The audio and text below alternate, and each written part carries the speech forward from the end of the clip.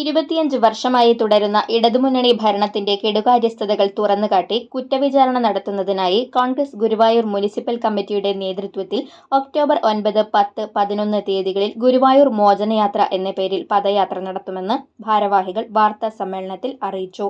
വ്യാഴാഴ്ച രാവിലെ 9-ന് മല്ലാട് സെന്ററിൽ KPCC രാഷ്ട്രീയകാര്യ സമിതി അംഗം TN പ്രതാപൻ യാത്ര ഉദ്ഘാടനം ചെയ്യും. പൂക്കോട് മേഖലയിൽ സഞ്ചരിക്കുന്ന യാത്ര മണിഗ്രാമത്തിൽ സമാപിക്കും. വെള്ളിയാഴ്ച രാവിലെ 9-ന് തിരുവെങ്കിടം സെന്ററിൽ ഗുരുവായൂർ മേഖലയിലെ യാത്ര DCC സെക്രട്ടറി TS അജിത് ഉദ്ഘാടനം ചെയ്യും. വൈകിട്ട് കിഴക്കേനടയിൽ ഗാന്ധി പ്രതിമയ്ക്ക് മുന്നിൽ സമാപിക്കും. തൈക്കാട് മേഖലയിലെ യാത്ര ശനിയാഴ്ച രാവിലെ 9-ന് പഞ്ചാരമുക്കിൽ UDF ജില്ലാ ചെയർമാൻ TV ചന്ദ്രമോഹൻ ഉദ്ഘാടനം ചെയ്യും. വൈകിട്ട് 5-ന് ചൊവ്വല്ലൂർപ്പടി സെന്ററിൽ നടക്കുന്ന സമാപന സമ്മേളനം DCC മുൻ പ്രസിഡന്റ് ജോസ് വള്ളൂർ ഉദ്ഘാടനം ചെയ്യും.